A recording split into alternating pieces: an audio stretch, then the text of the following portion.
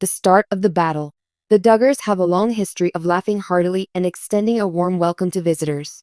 Every evening ended with, every day started with a prayer and the gentle reverberation of hymns about faith and loved ones. They had been shown on TV for years as contented, helpful individuals with a purpose in life. Everyone believed that the Duggars were flawless. They shared a same spirit and remained steadfast in their beliefs. However, beneath their happy exteriors, one tiny spirit was embroiled in an internal conflict. The youngest of the Duggar children, Josie, was referred to as the miracle child because of her resilience, fragility, and extremely early delivery. Because she trusted in God's unique purpose for her, which everyone agreed upon, she persevered for years. However, the next test of that courage was coming. Start with the minor symptoms, such as occasional vertigo, weariness, and mild bone ache. Simply inform mom that Josie needs more sleep, and she will dismiss it. It might be that I have been overworking myself. Michelle kissed her forehead with that soft smile that only a mother can give. All right, sleep my darling. I cherish you. You've always been a strong person. The pain, however, was intolerable. It became rougher and quieter as it went deeper. The mornings grew heavier and the evenings longer. Her once bright laughter has now become softer. One evening, Josie was covered in a blanket and watched the sunset from her window. Her lovely face was touched by the sunset's orange radiance. She said the words in a whisper, "Lord, I am so weary. I need your solid support." Everything changed when the test findings were revealed. The doctor's words conveyed a harsh but serene fact that no one enjoys hearing. I hope it's not cancer. Section 4. The sound of shattered glass filled the air. Michelle's mouth twitched. Bob remained motionless, his hands gripping the chair's edge tightly. Josie clenched her fist and glanced down at her twisted fingers, trying to ease the pain. There was silence in the room. The ticker became weaker with time. A piece of the universe started to break apart in the silence. Josie struggled to fall asleep that night. She listened to her own trembling, feeble heartbeat. She lay in bed and looked at the ceiling, thinking back on the years she had spent with her siblings, her faith, and laughing. The first thing that came to mind was her parents, who believed in miracles. Her cheeks were red, and she was crying. "God, I've seen your healing miracles," she declared. "I've noticed your amazing work. Would you please assist me in accepting this as your approach?" Michelle walked quietly to her room and took a seat next to her. "My darling, you have company," she said, smoothing her hair out of her face. "We're going to face this together." Josie smiled weakly, pretending to be brave. "I know you'll always be smiling, Mom, even if I get tired. I swear that I will maintain my faith." Michelle nodded despite the fact that her heart was in ruins. Hospital visits became commonplace in the weeks that followed. Josie felt weaker every day after her chemotherapy treatments. Her long brown hair started to fall out in strands. She didn't want anyone to realize how hurt she was. Not because she wasn't terrified. When her siblings came to visit, they would bring her letters, songs, and flowers. The house was filled with hymns and silent prayer. Everyone hoped she would recover. They were forced to do so. One afternoon, Josie sat outside on a hospital seat, scarfed in the shade as the sun disappeared behind the clouds. She grinned as she looked up. Even though she was in pain, she could appreciate the beauty of her environment, including the gentle breeze, the birdsong, and the fact that she was still alive. Perhaps God wasn't punishing her, she thought. Or perhaps he's getting me ready for something bigger. Because she was religious, her light shone. Nevertheless, fear accompanied each prayer.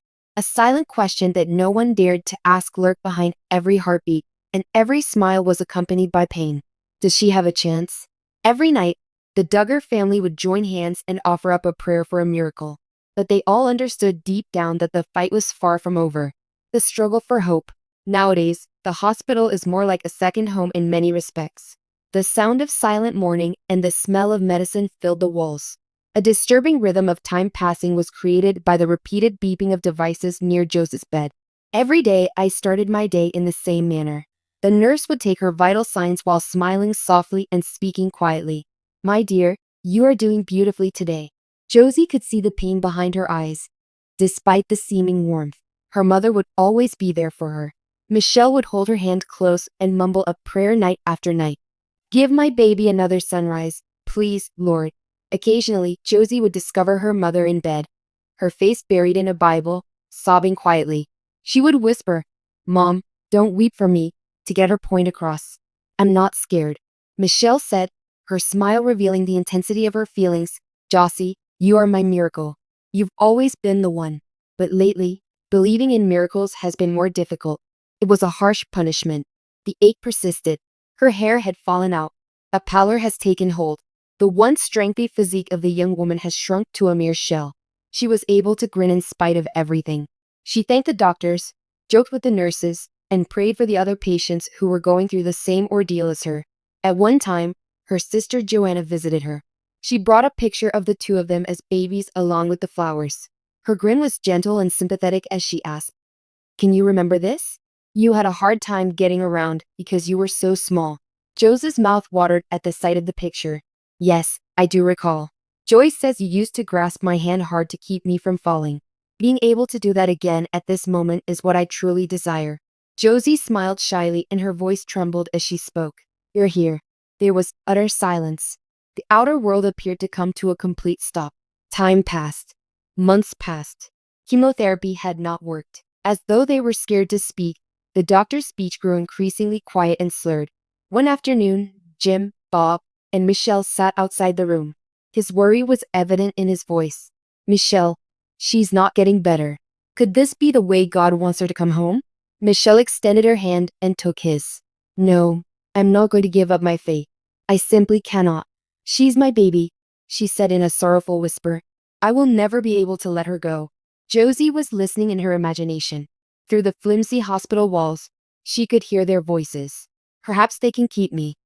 Maybe I'll just go back somewhere else," she muttered, her eyes shut. Josie requested for a notebook that evening. She began by writing letters to her parents and siblings before addressing the entire family. She wrote a great deal on love, forgiveness, and paradise, among other subjects. Even though her palm was shaking as she typed, her heart was at ease. Her parents were the recipients of the letter. "You taught me to believe and showed me love. Don't worry, I'll see you in a place devoid of sorrow. Don't be angry if I leave, please." She wrote letters to her siblings. "Continue to have faith that God can transform your suffering into something lovely. Retain the love and fun." Eventually, Dawn found herself gazing out the window. Outside, everything appeared to be quite quiet. "It's a new day," she declared, grinning. However, it was evident to everybody that the glimmer in her eyes was gradually disappearing, like sand passing through a set of exposed fingers. She was losing her energy.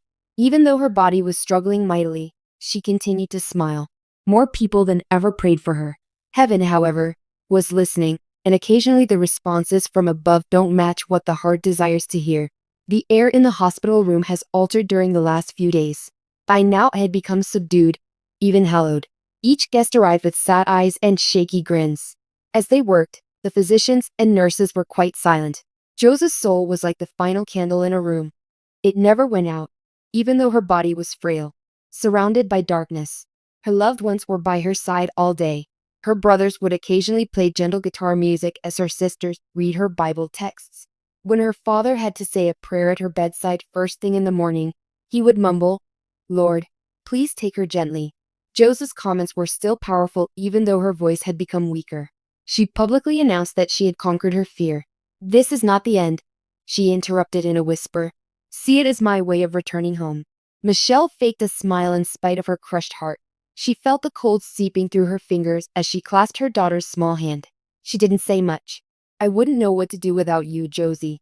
Even though Josie appeared worn out, she forced a calm grin. "Mom, you've already taught me how to live a life filled with faith. Let me show you how to use it for saying goodbye." Michelle nodded as she sobbed and muttered prayers full of anguish and love. The sky outside was tinted with rose and gold. One night, there came a sunset that was nearly too lovely to be true. Josie requested to see the garden at the hospital. Sitting in her wheelchair wrapped with blankets, she gazed out at the far horizon while taking in the fresh air. She muttered something to Johanna, who was standing nearby. "Would you agree that heaven appears to be opening its doors as you say? Look at that." Joy bit her lip, trying to contain her emotions. "Please refrain from using such language." Josie had a faint smile on her face. "There is absolutely no issue. I'm not afraid. I believe I'm nearly there."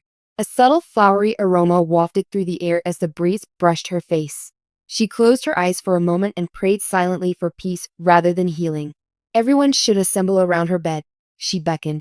Later that evening, her siblings arrived one by one, bringing love and grief into the small space. The room was filled with sniffles, whispered prayers, and quiet sobbing.